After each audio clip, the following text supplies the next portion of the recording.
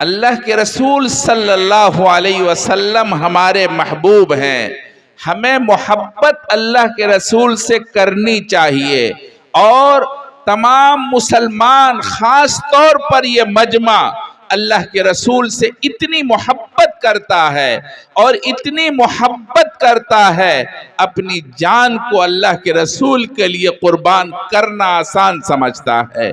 آپ علیہ السلام سے ہر انسان کو اتنی محبت ہونی چاہیے جتنی محبت قرآن کریم کا مطالبہ ہے۔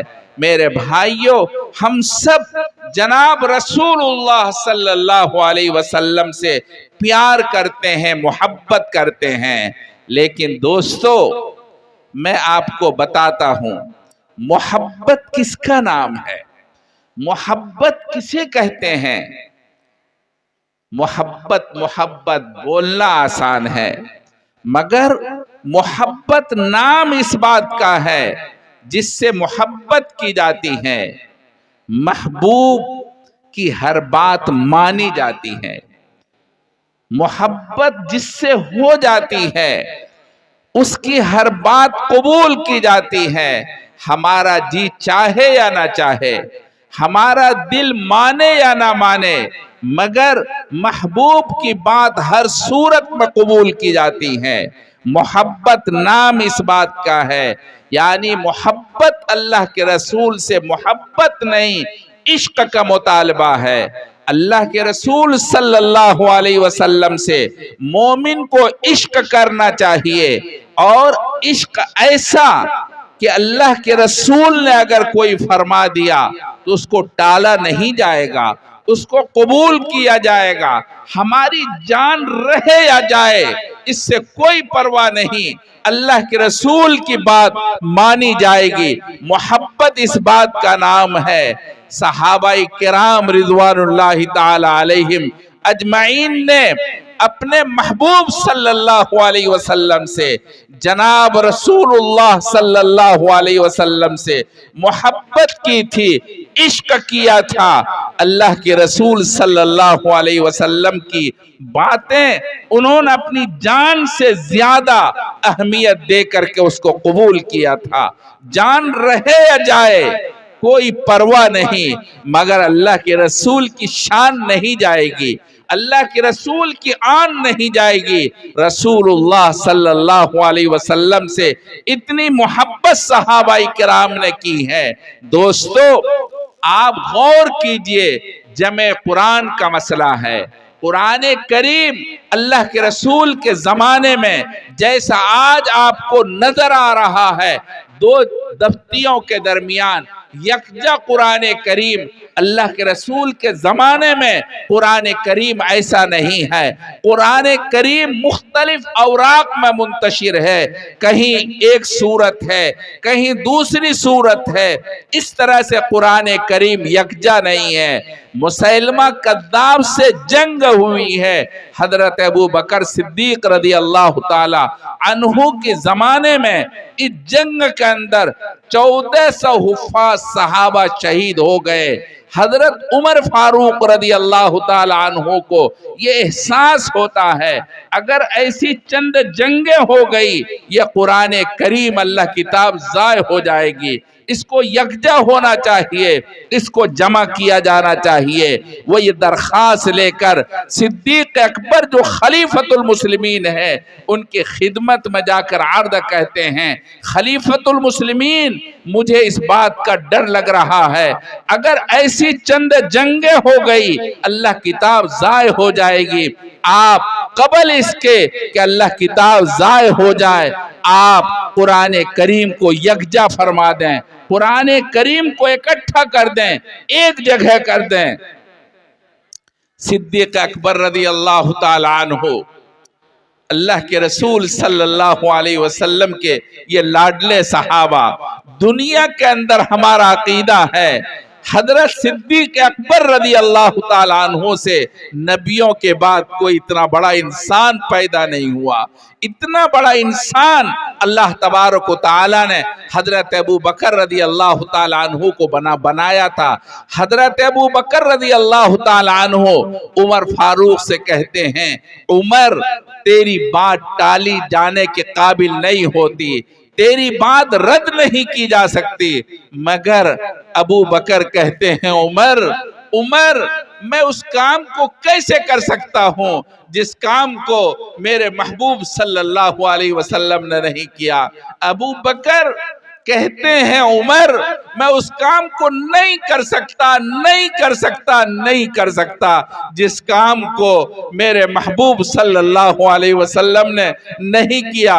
عمر سے کہتے ہیں عمر تمہاری بات پر میں اپنی جان دے سکتا ہوں, اگر تم کہتے اس پہاڑ کو ادھر سے ادھر منتقل کر دو میں کرنا شروع کر دیتا. میں کر سکتا یا نہیں کر سکتا وہ ایک الگ مسئلہ ہے, مگر میں تمہاری بات کو نہیں ٹالتا. مگر عمر میں اس کام کو نہیں کر سکتا جو میرے محبوب نے نہیں کیا.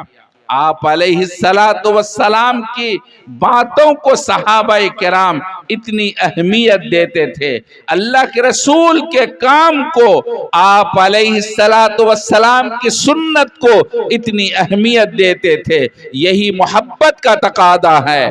آپ اور آگے بڑھیے. حضرت صدیق اکبر رضی اللہ تعالی عنہ خلیفۃ المسلمین ہیں. غور سے سنیے, حضرت فاطمہ رضی اللہ تعالی عنہ آپ علیہ السلام کی صاحبزادی ہیں اور بہت لاڈلی صاحبزادی ہیں. اللہ کے رسول صلی اللہ علیہ وسلم کی بہت پیاری ہیں. حضرت فاطمہ کی خدمات بھی ہیں. حضرت فاطمہ رضی اللہ تعالی عنہ خلیفۃ المسلمین کے پاس پہنچتے ہیں اور کہتے ہیں کہ فاطمہ کہتی ہیں کہ خلیفۃ المسلمین میرے والد محترم کا یہ باغ تھا, باغ فدق, مجھے اس کی وراثت چاہیے, باپ کے حصے میں میرا حصہ چاہیے, میں اس لیے حاضر ہوئی ہوں, آپ مجھے باغ فدق میں سے حصہ دے دیں. حضرت ابو بکر رضی اللہ تعالیٰ عنہ عجیب جذبات میں آ کر کہتے ہیں فاطمہ تمہاری حیثیت میرے نزدیک میری جان سے زیادہ ہے. فاطمہ میں اپنی جان دے دوں گا. فاطمہ سے وہ کہتے ہیں ابو بکر رضی اللہ تعالیٰ عنہ وہ خلیفۃ المسلمین ہے, وہ کہتے ہیں فاطمہ میں اپنی جان دے دوں گا تمہاری خاطر, میری اولاد میرے نزدیک کوئی حیثیت نہیں رکھتی, فاطمہ میرے نزدیک تمہاری اتنی حیثیت ہے میں اپنی جان نچھاور کر دوں گا. کہتے ہیں لیکن فاطمہ میرے محبوب نے فرمایا نحن معاشر الانبیاء لا نورث ما صدق ترکنا صدقہ. فاطمہ انبیاء جو مال چھوڑتے ہیں وہ وراثت میں نہیں بڑھتا, کسی کا وارث کوئی نبی کا وارث نہیں ہوتا. اللہ کے رسول نے فرمایا ہم انبیاء جو مال چھوڑتے ہیں وہ امت کے نام صدقہ ہوتا ہے, کسی کی وراثت میں مال تقسیم نہیں جاتا. فاطمہ میرے محبوب نے یہ ارشاد فرمایا تھا فاطمہ میں اپنے محبوب کے خلاف کوئی کام نہیں کر سکتا, فاطمہ نہیں کر سکتا, میری جان جا سکتی ہے مگر میں اپنے محبوب صلی اللہ علیہ وسلم کے طریقے خلاف نہیں چل سکتا. یہ محبت ہے, محبت کا نتیجہ, لازمی نتیجہ محبوب صلی اللہ علیہ وسلم کی پیروی ہے. ایک ایک چیز کی پیروی. صحابہ کرام رضوان اللہ تعالی علیہم اجمعین نے یہ دیکھا اللہ کے رسول نے کیا کیا, اس پر عمل پیرا ہو گئے. اللہ کے رسول نے کن چیزوں سے منع کیا ان چیزوں کو زندگی میں آنے نہیں دیا, ساری چیزوں پر عمل کیا. یہی محبت کا تقاضا ہے. محبت جب ہوتی ہے اس کی ہر بات مانی جاتی ہے, اس کی بات ٹالی نہیں جاتی. مجنوں کو لیلا کا عشق ہو گیا, داستان لیلا بہت مشہور ہے. ایک مرتبہ لیلا نے اپنے عاشقوں کو جانچنے کے لیے اپنے قاصد کو ایک چاقو دیا اور ایک کٹورا دے دیا کہ جاؤ مجنوں سے کہو لیلا کو گوشت چاہیے، ایک بوٹی بدن کا گوشت چاہیے. جتنے فردی مجنوں تھے سب فرار ہو گئے. اخیر میں جب مجنوں کے پاس پہنچا اور کہا لیلا کو آپ کے جسم کی ایک بوٹی چاہیے، مجنوں نے چاقو لیا اور کہا میری لیلا کو، میری معشوقہ کو گوشت چاہیے.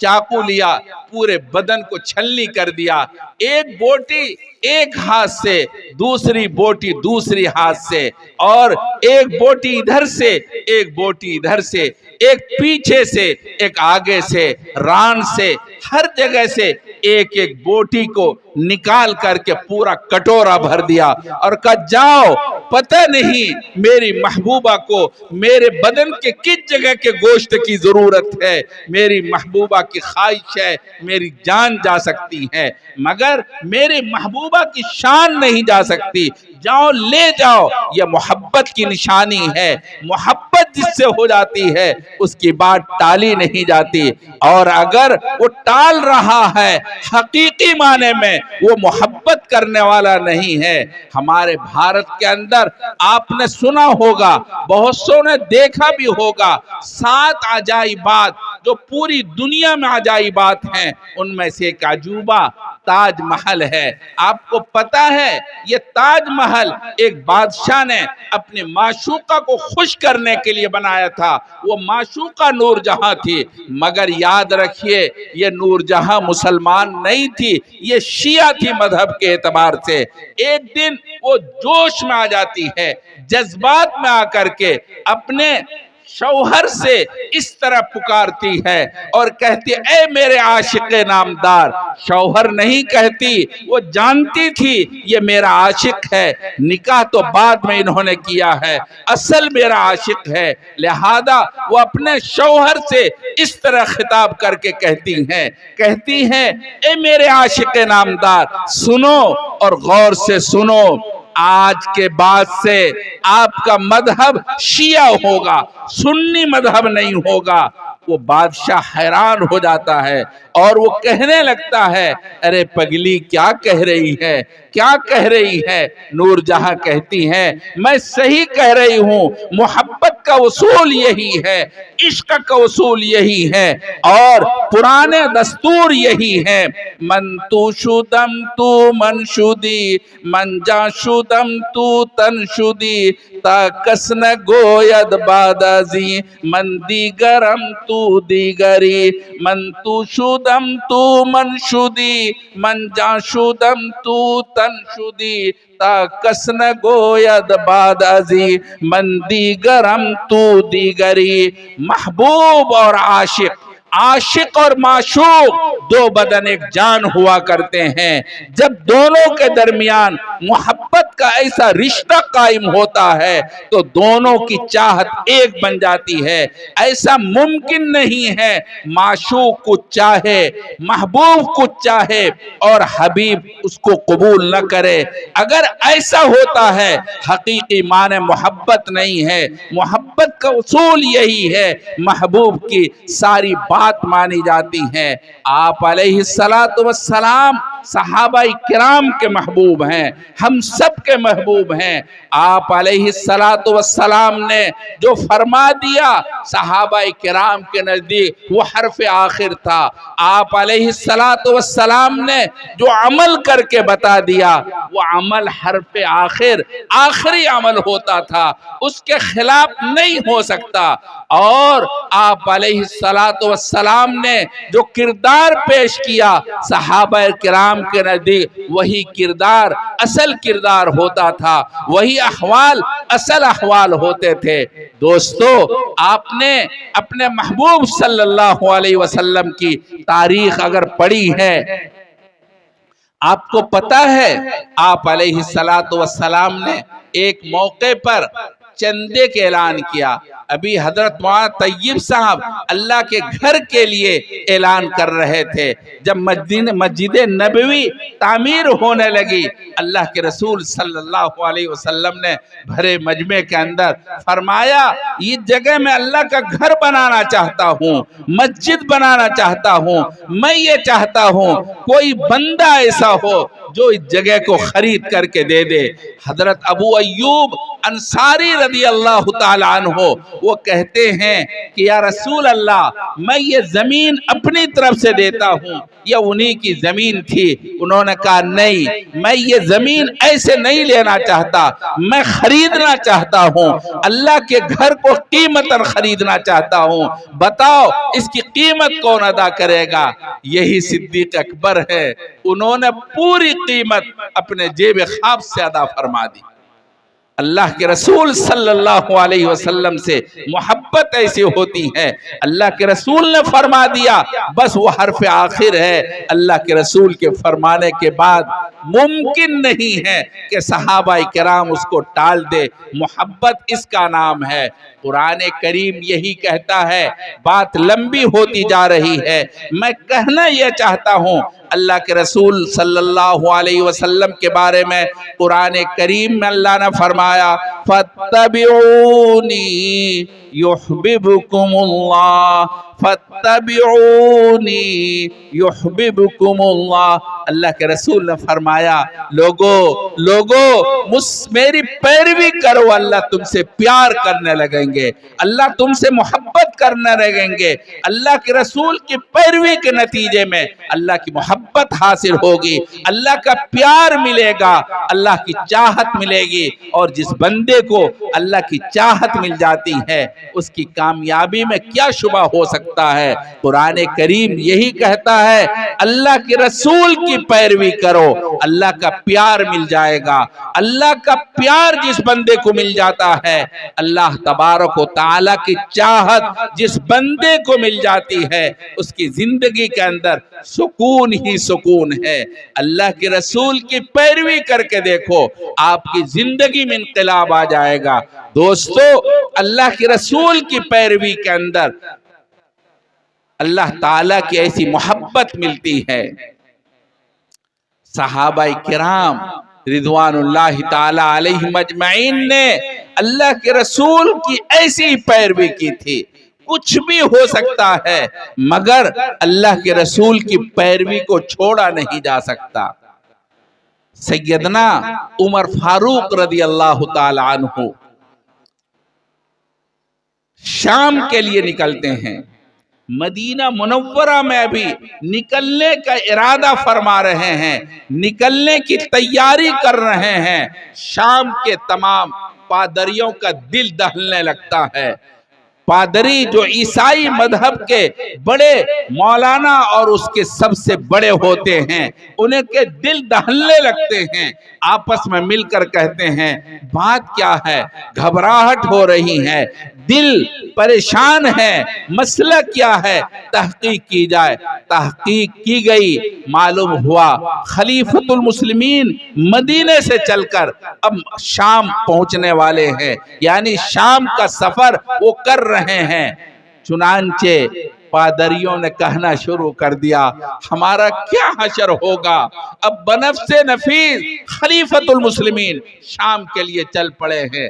حال ان کا یہ ہے مدینے سے چل رہے ہیں، اللہ کے رسول کی پیروی کے اندر آپ کے بدن پر جو کپڑا ہے اس میں پیوند لگے ہوئے ہیں. سواری بھی 2 آدمی ہیں، ایک خادم ہے اور خود حضرت عمر ہیں. ایک سواری ہے، نوبت بنوبت باری باری شام تک پہنچتے ہیں. اللہ تبارک و تعالیٰ کے رسول کی پیروی کے نتیجے میں اللہ نے یہ مقام عطا فرمایا تھا.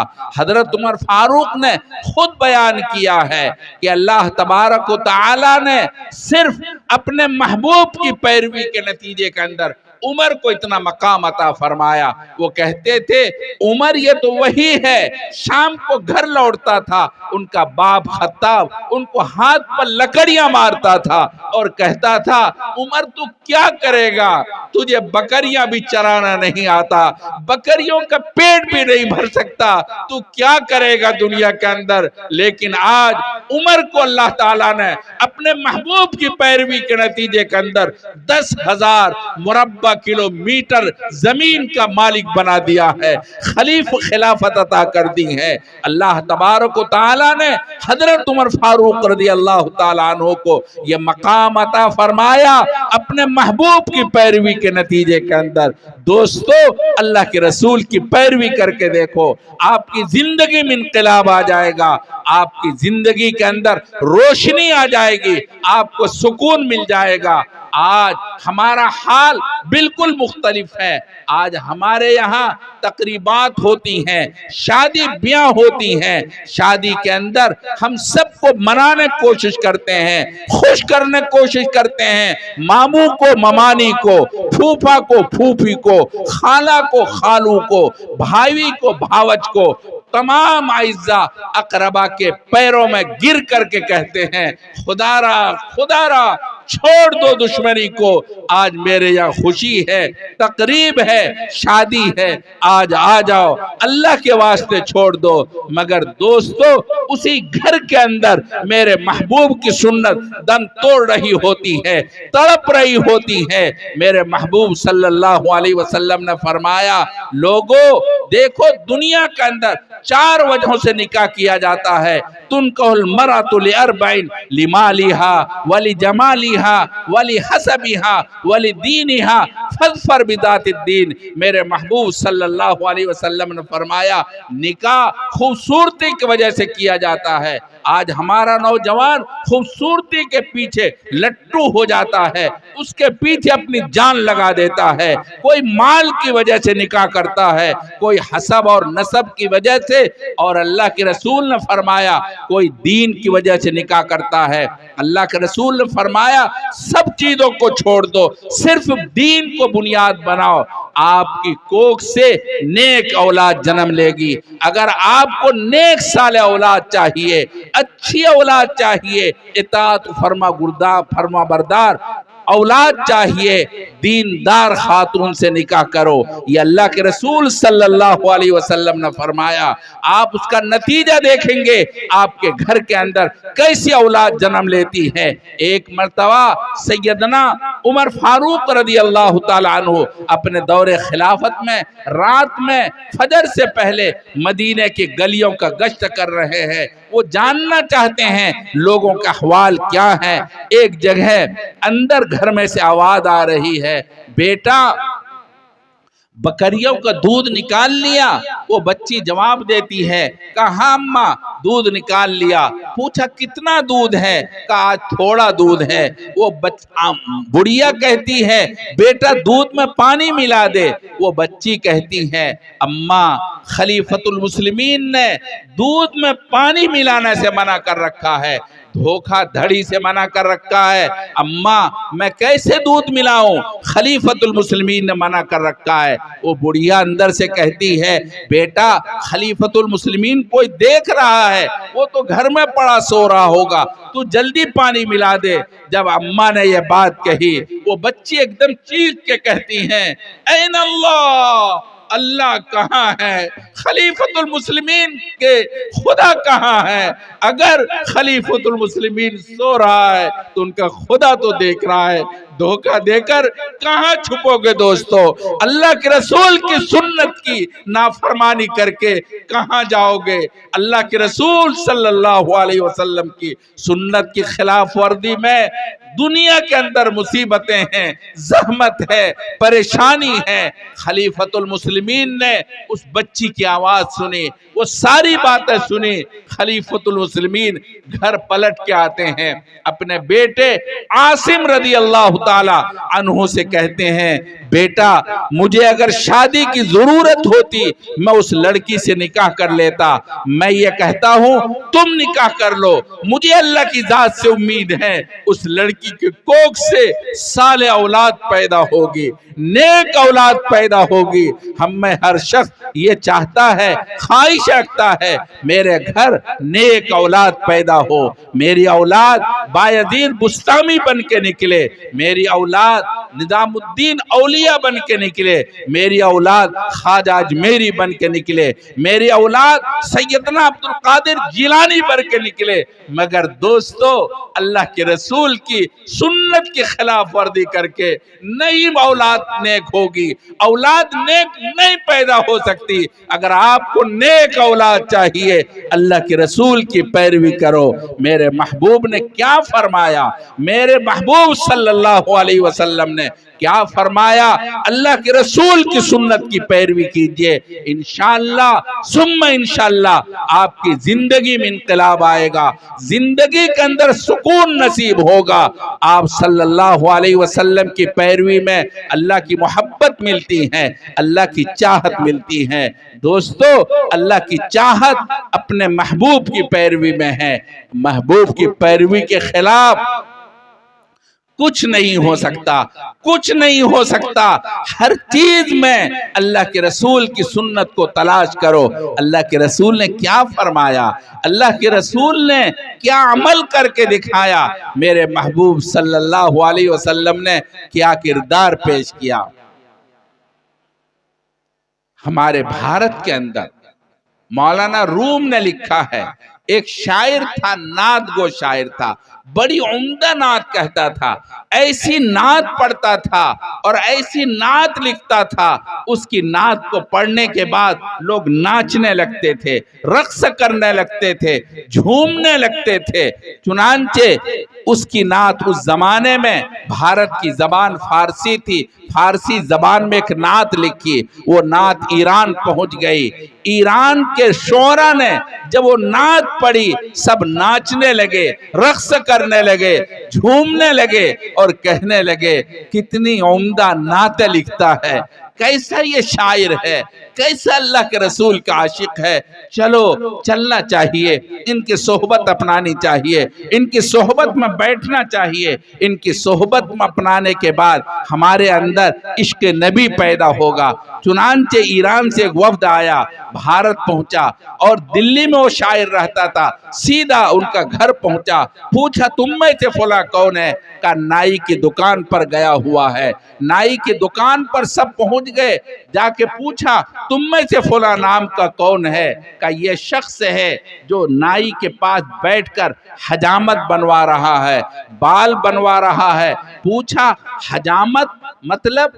داڑھی صاف کروا رہا تھا، داڑھی منڈوا رہا تھا۔ ایرانی شعراء نے جب ان کو دیکھا یہ داڑھی منڈوا رہا ہے، زور سے اپنے سر پر یوں ہاتھ مارا، روتے ہوئے کہا ہائے تف، ہائے تف، یہ تیری حالت اور تیری وہ نعت، تو کیسا عاشق رسول ہے، کس طرح تو نعتیں کہتا ہے اور یہ تیرے احوال ہے۔ اس پر وہ شاعر کیا کہتا ہے؟ کہتا من ریش می تراشم لیکن دلے کسے نمی تراشم، میں اپنی داڑھی منڈوا رہا ہوں، داڑھی کو صاف کروا رہا ہوں، کسی کا دل نہیں دکھاتا، کسی کو تکلیف نہیں پہنچاتا، کسی کو اذیت نہیں پہنچاتا۔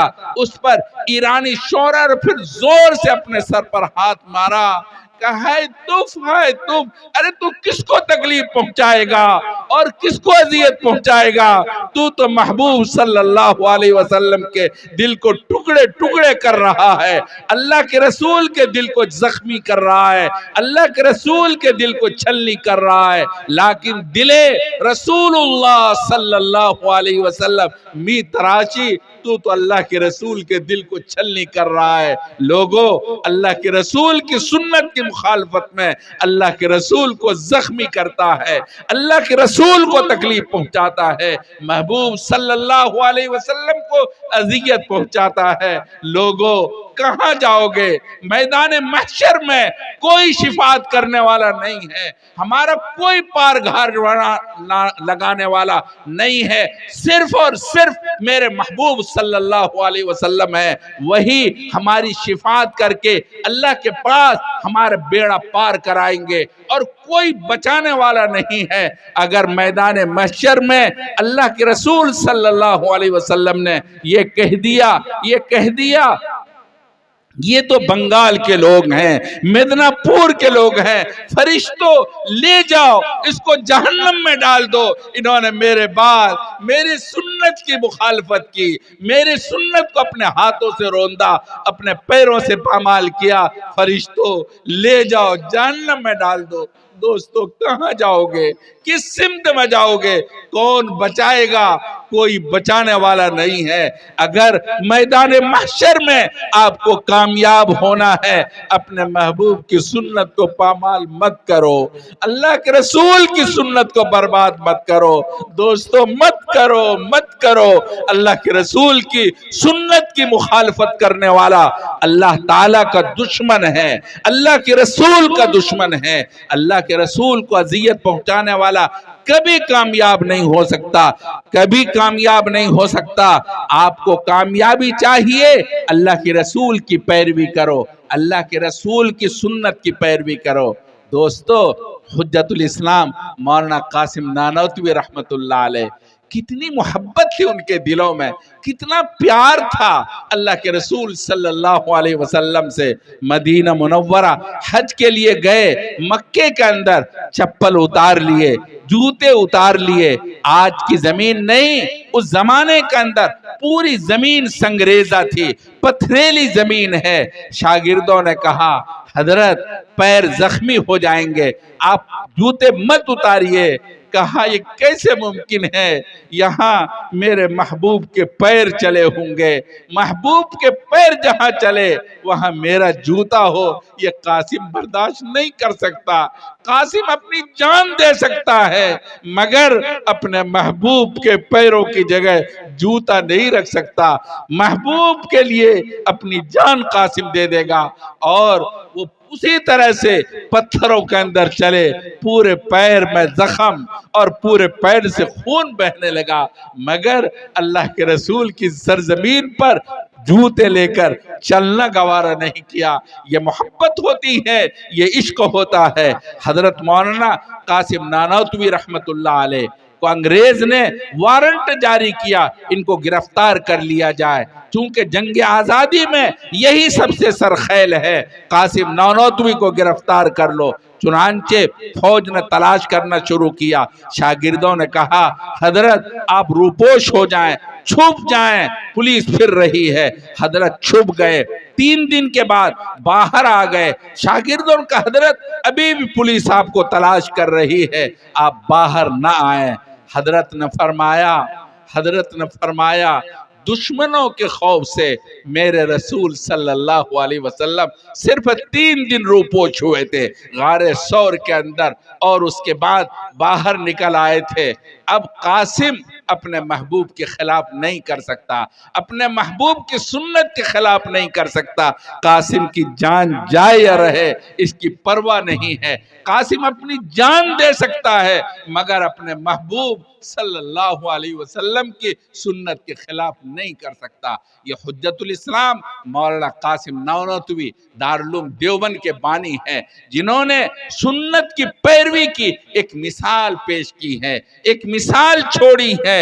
ان کی زندگی کے اندر اللہ کے رسول کی سنت کے علاوہ کوئی کام نہیں ہوتا تھا، اللہ کے رسول کی سنت کو اپنی جان سے زیادہ عزیز رکھتے تھے، جس کی وجہ سے اللہ تبارک و تعالیٰ نے اتنی کامیابی عطا فرمائی۔ انگریز گرفتار نہیں کر سکا، انگریز کی فوجیں پھرتی رہی۔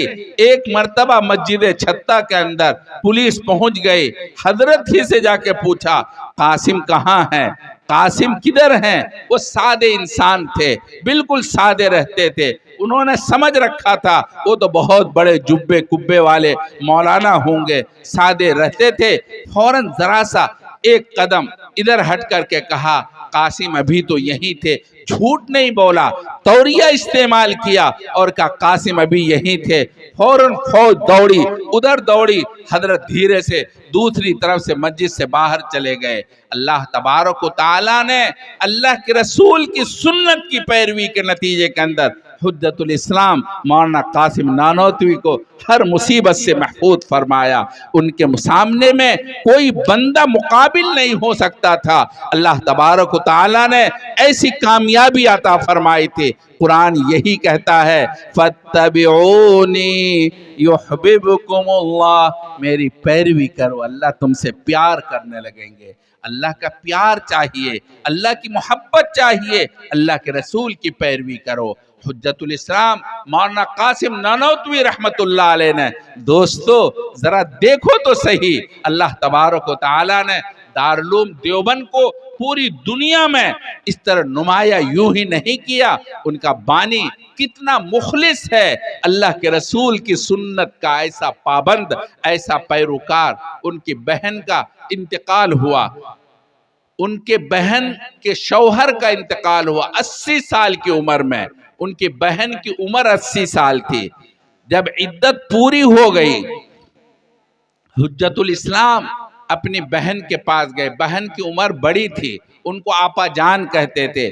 گئے اور جانے کے بعد ہمت نہیں ہوئی، ان کے احترام کرتے تھے، پلٹ آئے۔ دوسرے دن پھر گئے، ہمت نہیں ہوئی۔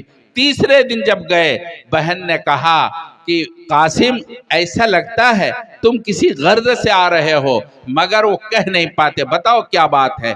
اس پر انہوں نے دوستو کان کھول کے سنیے کیا کہا، آپا جان میرے محبوب صلی اللہ علیہ وسلم نے فرمایا ہے اگر عورت کے شوہر کا انتقال ہو جائے اور اس کو ایک دن زندہ رہنے کی امید ہو، اس کو عقد ثانی کر لینا چاہیے، اس لیے کہ بغیر شوہر کے اس کا شیطان اس پر حاوی ہو جاتا ہے، اس وجہ سے فوراً عقد ثانی کر لینا چاہیے۔ جب حضرت مولانا قاسم نانوتوی نے یہ بات کہی، بہن کو جلال آ گیا، غصے میں آ گئے، قاسم تو پاگل ہو گیا ہے، تو کیا باتیں کر رہا ہے، میری عمر دیکھو، میرے پیر قبر میں لٹک رہے ہیں، مجھ سے شادی کرنے کہہ رہے ہو، مجھے شادی کی کیا ضرورت ہے، میری عمر تو اتنی ہو چکی ہے۔ اس پر حجت الاسلام مولانا قاسم نانوتوی نے فرمایا آپا جان میں اس وجہ سے نہیں کہہ رہا ہوں کہ آپ کو خواہش ہے، آپ کو ضرورت ہے، میں تو اس لیے کہہ رہا ہوں میرے محبوب صلی اللہ علیہ وسلم نے فرمایا آپا جان اگر آپ میرے محبوب کی سنت پر عمل کر لیں گے، میدان محشر میں اللہ کے رسول فرمائیں گے قاسم اپنے بہن کو لے کے آ جاؤ، آ جاؤ، آ جاؤ، آ جاؤ، تم نے میرے سنت کی پیروی کی ہے، اس لیے آپا جان اس لیے میں کہہ رہا ہوں۔ وہ تو حجت الاسلام کی بہن تھی کہ اچھا اگر یہ پیروی کی بات ہے چلو رشتہ طے کرو، شادی ہو گئی۔ 1 مہینے کے بعد خود آپا جان کا انتقال ہو گیا۔ دوستو اللہ کے رسول کی پیروی کرنے سے اللہ تبارک و تعالی بہت پیار کرتے ہیں، بہت محبت کرتے ہیں۔ اللہ کے رسول کی پیروی کر لو، انشاءاللہ اللہ کے محبوب بن جاؤ گے۔ ٹائم بہت ہو رہا ہے، میں یہ کہنا چاہتا ہوں اللہ کے رسول کی پیروی کرو ہر چیز کے اندر۔ صحابہ کرام اپنے لباس میں بھی اللہ کے رسول کی پیروی کرتے تھے۔ ایک صحابی نے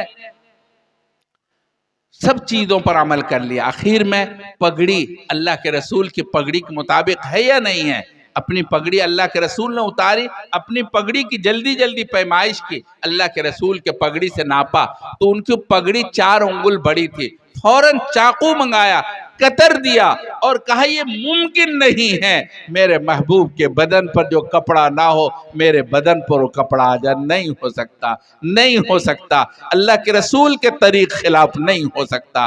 اللہ کے رسول صلی اللہ علیہ وسلم سے صحابہ کو اتنا تعلق تھا، اتنی محبت تھی، اللہ کے رسول کی سنت کی پیروی کرتے تھے۔ دوستو اگر ہم بھی اللہ کے رسول کی سنت کی پیروی کر لیں، انشاءاللہ ثم انشاءاللہ ہماری زندگی میں انقلاب آ جائے گا، سکون پیدا ہو جائے گا انشاءاللہ ثم انشاءاللہ۔ یہ مسجد کی تعمیر اور مسجد کی تعمیر کے اندر حصہ لینا، چندہ دینا، یہ میرے محبوب کی سنت ہے۔ آپ علیہ السلام نے مسجد نبوی کی تعمیر کی، تمام صحابہ کرام سے مدد لی ہے، تمام صحابہ کرام نے اس میں حصہ لیا اور پھر وہ مسجد بنی ہے۔ اللہ تبارک و تعالی آپ کے تعاون کو بے حد قبول فرمائے اور ہمیں اپنے محبوب صلی اللہ علیہ وسلم کی سنت کے مطابق زندگی گزارنے کی توفیق بخشے۔ خوب عہد کریں ہم اپنے محبوب کی سنت کے خلاف نہیں کریں گے، انشاءاللہ نہیں کریں گے۔ اللہ کی طرف سے محبت آئے گی، اللہ کی چاہت آئے گی۔ وآخر دعوانا ان الحمدللہ رب العالمین۔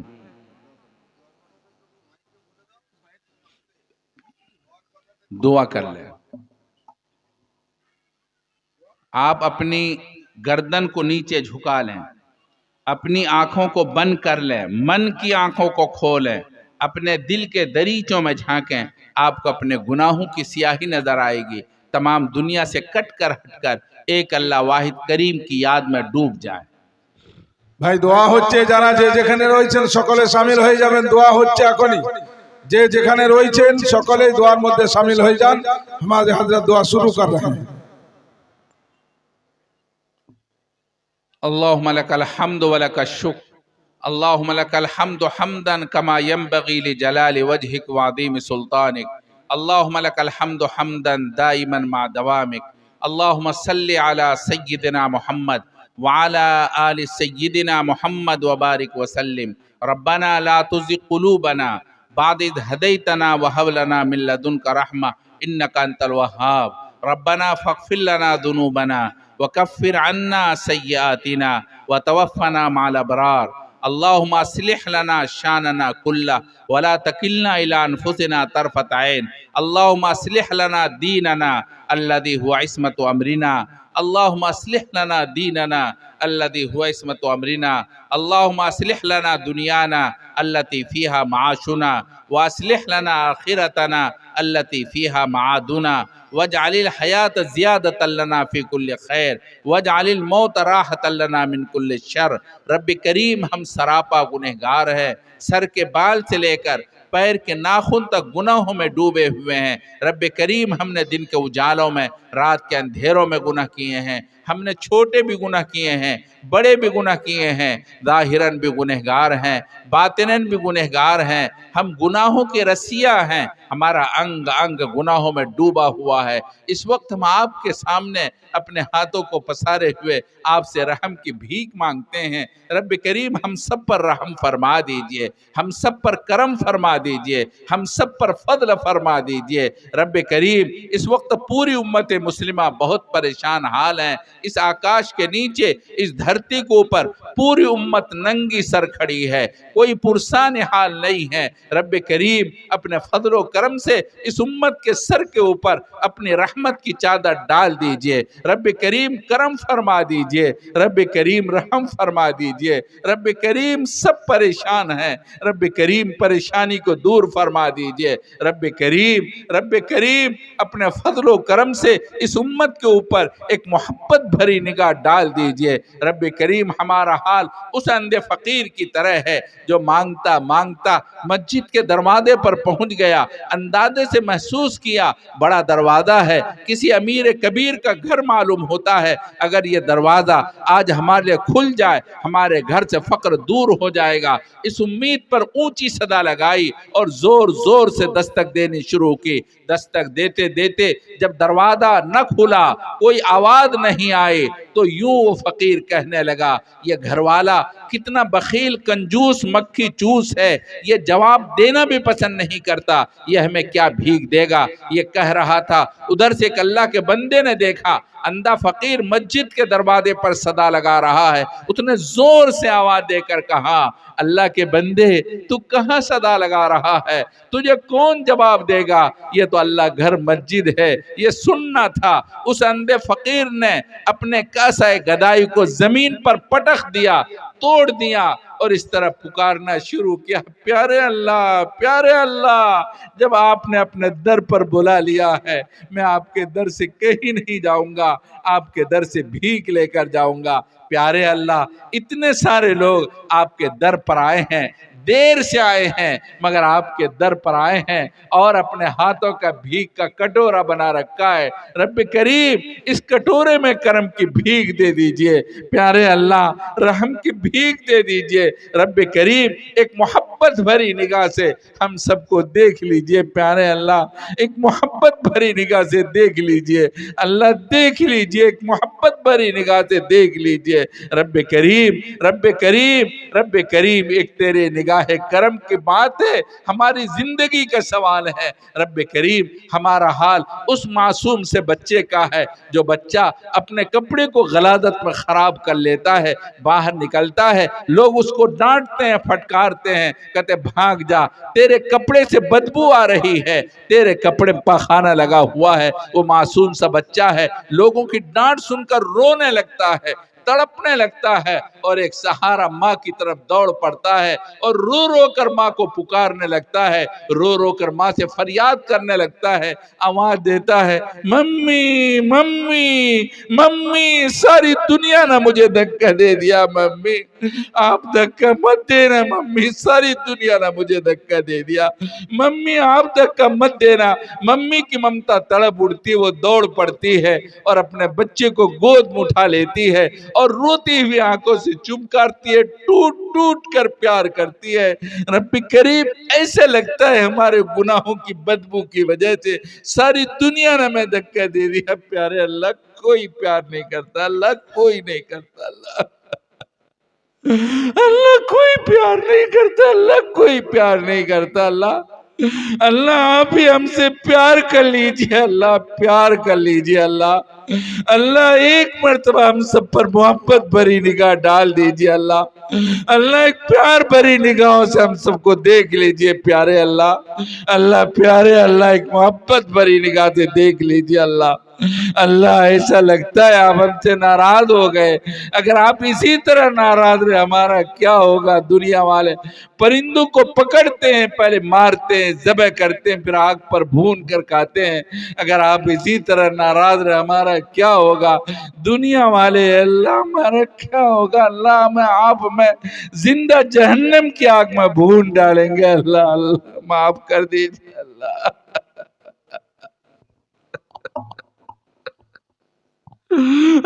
معاف کر دیجئے، اللہ معاف کر دیجئے، پیارے اللہ معاف کر دیجئے، اللہ معاف کر دیجئے، اللہ آپ سے معافی چاہتے، اللہ حد کرتے گناہ نہیں کریں گے، اللہ معاف کر دیجئے، پیارے اللہ معاف کر دیجئے، اللہ معاف کر دیجئے، اللہ معاف کر دیجئے، اللہ ہم میں بہت سے لوگ بیمار ہیں، بہت پریشان حال ہیں، اے اللہ ان کی بیماری کو دور فرما دیجئے، شفاء کاملہ عاجلہ دائمہ نصیب فرما دیجئے، بہت سے لوگ مقروض ہیں، ان کے قرض کی ادائیگی غیب سامان مہیا فرما دیجئے، بہت سے لوگ، بہت سے نوجوان بے اولاد ہیں، رب کریم ان کے اولاد ان کو نیک صالح اولاد عطا فرما دیجئے، بہت سے اولاد والے ان کے اولاد نافرمان ہیں، رب کریم اپنے فضل و کرم سے ان کے اولاد کو نیکوکار بنا دیجئے، مطیع فرما بردار بنا دیجئے، آنکھوں کی ٹھنڈک بنا دیجئے، بہت سے گھروں کے اندر بچیاں شادی کے قابل بیٹھی ہیں،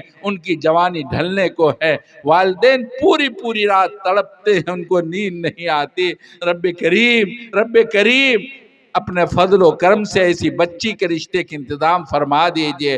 بہت سے گھروں میں میاں بیوی میں جھگڑے ہیں، نا اتفاقی ہے، دونوں پریشان حال ہیں، رب کریم میاں بیوی محبت پیدا فرما دیجئے۔ ایسی محبت جیسی محبت ابراہیم السارہ میں پیدا فرمائی، ایسی محبت جیسی محبت حضرت علی اور فاطمہ میں پیدا فرمائی، ایسی محبت جیسی محبت اماں خدیجہ، اماں عائشہ اور آپ علیہ السلام کے درمیان قائم فرمائی۔ میاں بیوی کو محبت میں شیر و شکر بنا دیجئے۔ بہت سے لوگ جیلوں میں ہیں، رب کریم ان کو جیل سے رہائی نصیب فرما دیجئے۔ بہت سے لوگ غلط قسم کے مقدمات میں ماخوذ ہیں، ان کو مقدمات سے نجات نصیب فرما دیجئے۔ بہت سے لوگ معاشی پریشانی مبتلا ہیں، ان کو حلال معاش نصیب فرما دیجئے۔ بہت سے نوجوان بڑی بڑی ڈگریاں لیے ہوئے نوکری کی تلاش میں ہیں، رب کریم ایسے نوجوانوں کی نصرت فرما دیجئے، رب کریم نصرت فرما دیجئے۔ رب کریم کلمہ پڑھتے پڑھتے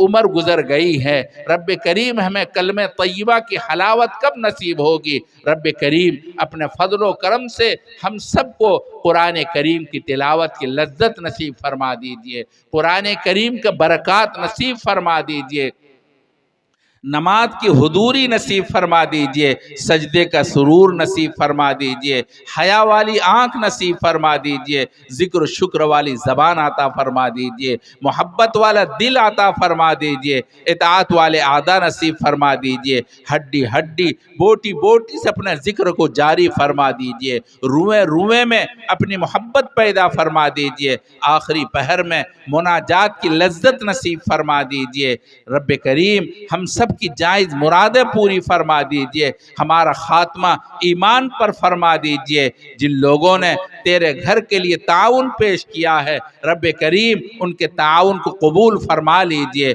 بے حد ان کو جزائے خیر عطا فرما دیجئے، اپنے گھر کی تکمیل فرما دیجئے، گھر کی تکمیل فرما دیجئے، مسجد کو پائے تکمیل تک پہنچا دیجئے۔ ربنا تقبل منا انک انت السمیع العلیم۔ صلی اللہ تعالی علی خیر خلق محمد وعلی آلہ واصحابہ اجمعین برحمتک یا ارحم الراحمین۔